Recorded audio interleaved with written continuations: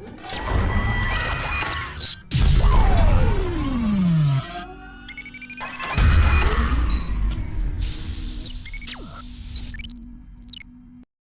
what's up? Ako nga pala si Ron ng Ron YT channel para sa samot-saring videos at welcome kayo dito sa channel ko. So for today's video mga guys, at dahil nga magbabagong taon na, ay i-demo ko sa inyo ngayon itong mga ginawa ko na boga. Ayan, bali 10 pirasong lata nga pala ito ng sardinas mga guys. Ayan. Tapos yung unang ginamit ko dito, yung plastic bottle ng Sting Energy Drink. Ayan, bali dalawang klase yan, yung plastic bottle ng Sting Energy Drink at yung plastic bottle ng Mountain Dew. Ayan. Itong una ay yung plastic bottle ng Sting. Tapos yung pangalawa, ganun din. Yung pangatlo naman ay yung plastic bottle ng Mountain Dew. Ayan, salit-salit na lang sila para medyo maganda naman tingnan at mukhang may design. Ayan. At para hindi siya magkakalas guys, ay ang ginawa ko dito, pinainitan ko siya sa apoy ng gasol. Ayan, para mahigpit yung pagkakapit niya. Tapos para sigurado na rin na hindi siya kakalas, ay ginamitan ko na rin ng ribbit. Ayan, nirebit ko siya. Ayan o. Mula dulo yan ang guys ay nirebit ko. Ayan o. Sa kabila ganun din. Para may laban siya. Ayan. Tapos ito nga lang pala yung butas ko sa kanyang sa primary.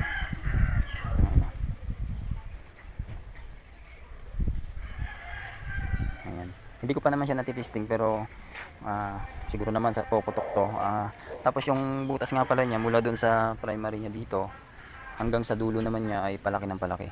Ayan, yung kanyang divider. So hindi natin siya makita eh. Ayan. Basta yung butas niyan mula dun sa primary niya sa may lagayan ng igniter ay maliit tapos palaki sa dulo. Ayan o.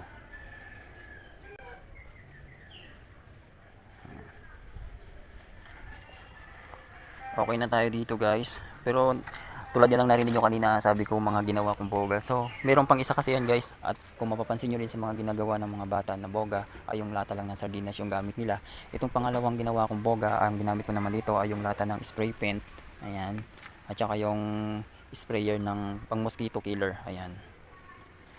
Bali 6 na pirasong lata yan. Yung dalawa dito ay lata ng sprayer ng pang mosquito killer. At saka yung 4 na piraso naman ay yung lata ng spray paint. Ayan. Ayan yung tatak nya guys. Oh. Bosni. Tapos yung isa ay Sherlock's. Ayan. At saka parang ang ganda ng pakinggan eh. Or tingnan. Dahil nga 'di ba yung spray paint ay flammable.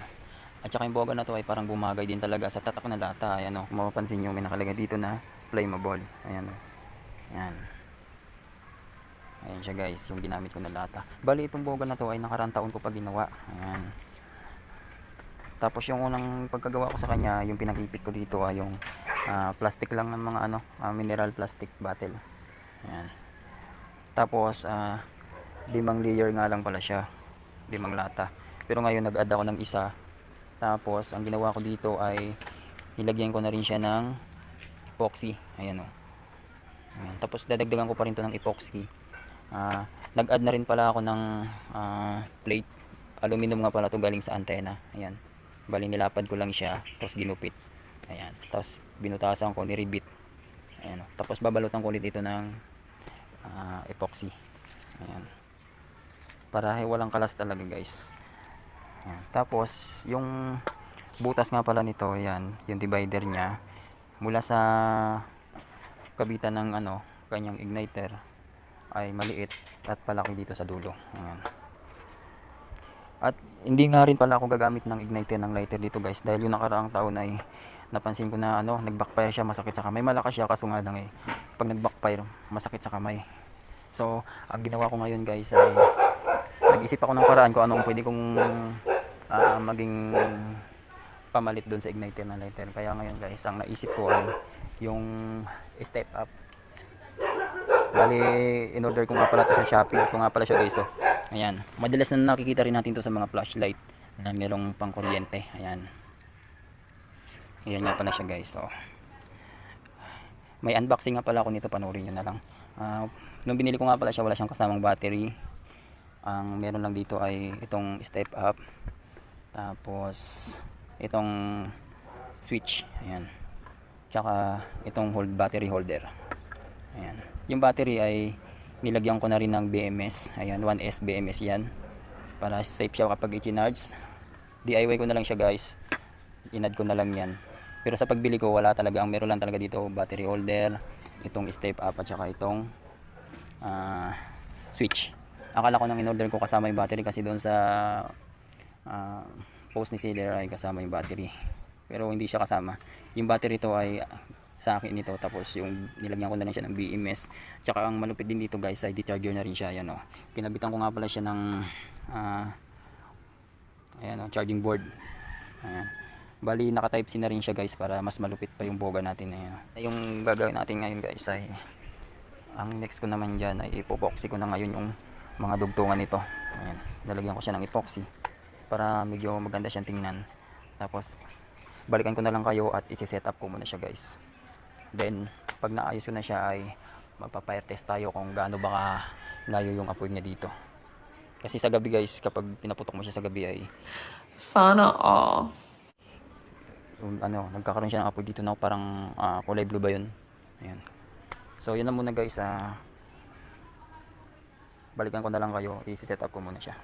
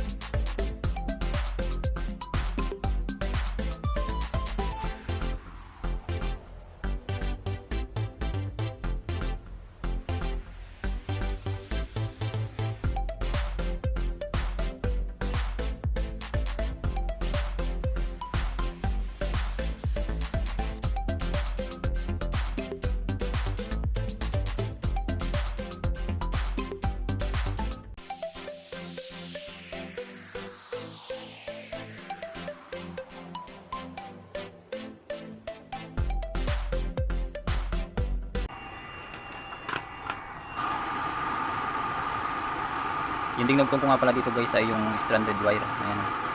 Galing to sa mga panglinya ng wiring sa mga bahay. Ayan. Tapos lalagyan ko na lang siya ng yung galing lang din to sa cable ng charger. Ayan. Kasi yung pinaka-isolate ko, pinaka-cover, para hindi magkaroon ng shorts.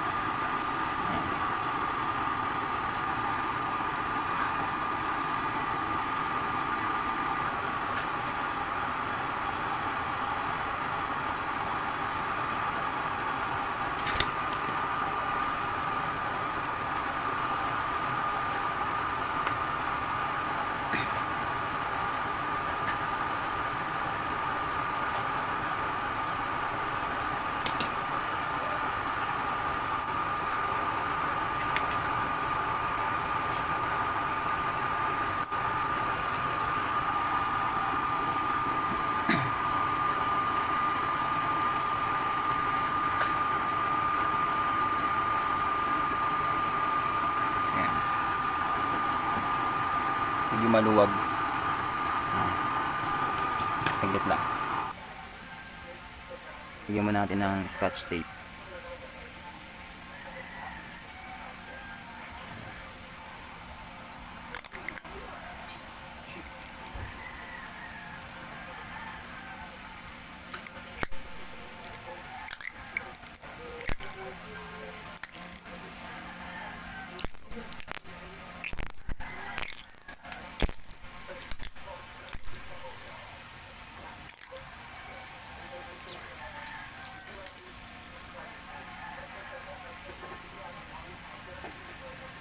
Tapos lagyan natin ng lotus, yung conveyor, parang tsinelas to.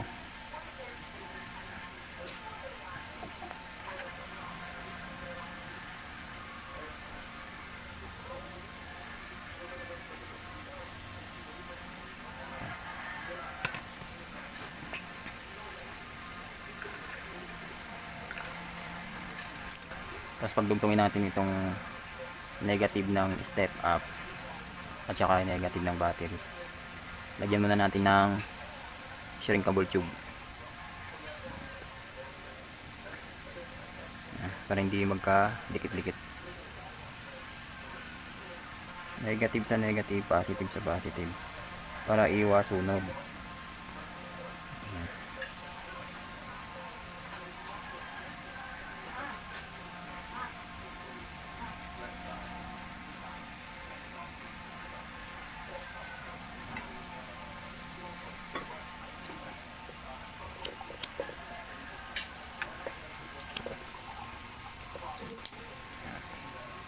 Kasi itong kulay pula, yung positive ng step up tsaka positive ng battery ay ihinang natin dito sa magkabilang terminal ng switch. Yan, kabilaan yan.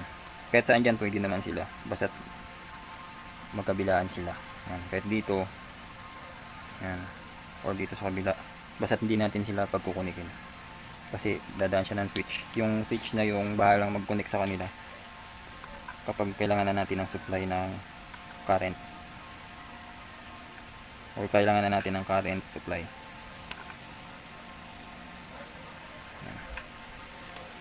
Okay, hinangin ko na muna. Ayan na siya guys, tapos ko na siyang hinangin. Ayan na, mapapansin nyo yung connection natin. Ayan. Yung kulay black, yung negative, direct lang yan, positive lang dumaan ng switch. Ayan. Tapos pasok ko na lang muna dito sa loob.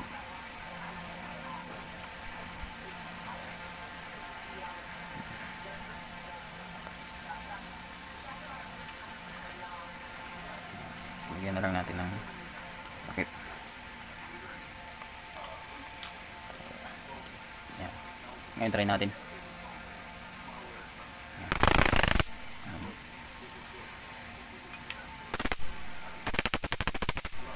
Ayan guys, oh. Pwedeng steady lang. Ayan. Pwedeng lang. Pwede natin i-permanent yung switch. Pwede namang pindot-pindot lang natin. Ayan. Ngayon ilayo muna natin tong dulo. Tapos i-switch natin. Ayan. Tapos dito tayo mag-adjust.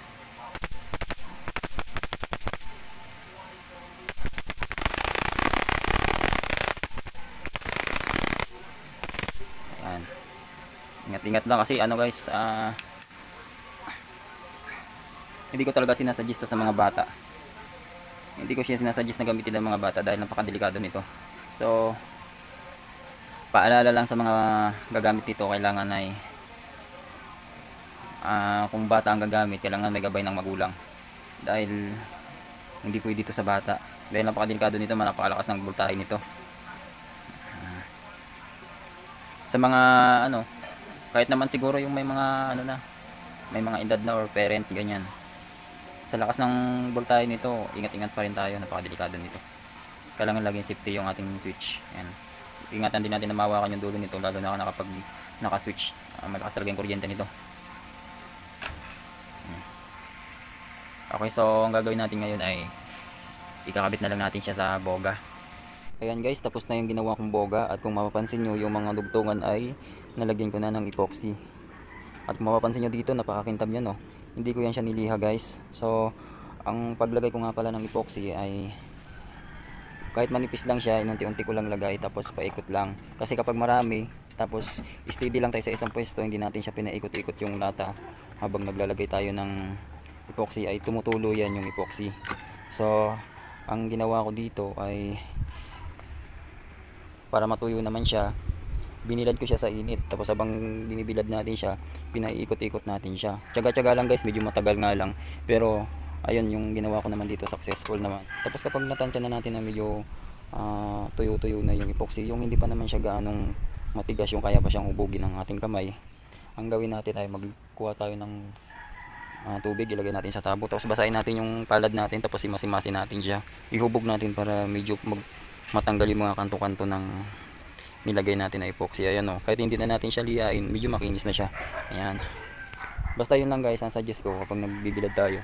Dito natin sa parting landungan, tapos yung boga lang nasa init. Yun. Tapos ikot-ikot din siya ganito. para i-demo ko sa inyo kung paano yung pagbilad. Ayan. Ayan, kung mapapansin nyo, malandong dito yung parte dito sa init. So para natin ang pagbilad, dito tayo sa landungan, ganyan lang, papay-kuti-kuti na natin siya habang basa pa siya hanggang sa matuyo. Na habang binibilad natin siya, hindi tayo nabibilad sa init, nasa pating landungan lang tayo. So balik tayo dito sa landungan. So ngayon guys, ay ito na nga pala yung ginawa ko na igniter niya. Ayan guys, nilagyan ko siya ng epoxy dito. Yan. Tapos nilagyan ko nga rin siya ng goma para hindi gagalaw-galaw itong ginawa kong igniter. At pinatuyo ko siya kagabi. So ngayon matigas na siya. At ibibilad ko pa rin naman to para mas solid yung tigas ng epoxy. So ayan yung ginawa natin na igniter. Ito nga pala yung switch niya. Tapos nandito yung pinasok ko sa loob yung igniter. Pupunta yan dito sa dulo. Ayan. Ayan siya guys. Tapos yung kabilang dulo naman niya ay yung chargera natin, type C yan. Ayan. So hindi na yan matatanggal guys kahit na wala na yung goma. Ayan. Sa bagay naman kung gusto natin siyang tanggalin, pwede naman to. Tuklapin lang natin yung epoxy na nakadikit. Pag gusto natin magpalit ng battery o kaya sira na yung igniter niya. Pero ito naman, okay pa naman yung battery niya. Kung yung talagang yung battery niya madali na masira, yung talagang kailangan ng palitan, saka lang natin siya babaklasin. Pero ito naman kasi kapag nalobat yung battery, pwede natin siyang i-charge. Ayan. So hindi tayo makapag-testing ngayon dahil nga hindi pa naman bagong taon, bawal pa magpaputok. Ayan, ipapakita ko na lang sa inyo yung spark ng kanyang igniter. At ito na nga guys, i-testing natin yung igniter ng Boga na to. Pero paalala lang muna guys na kung sakaling bata ang gagamit ito, ay kailangan pa rin ng gabay ng magulang dahil nga napakadelikado ng igniter nito. Ito, lalo na kapag nagtanggal tayo ng takip tapos nawakan natin siya tapos hindi natin sinasadya na mapindot ito. Napakalakas ng voltahe nito guys, kahit mga matatanda ay talaga makakuryente ng napakalakas nito. So ingat-ingat lang guys, bawal to sa mga bata hanggat maaari. So ayun, i-testing na natin yung igniter nya. Ayan guys.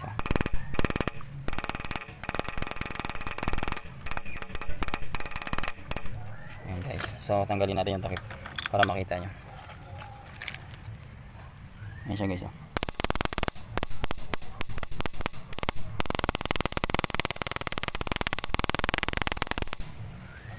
Ayan siya guys.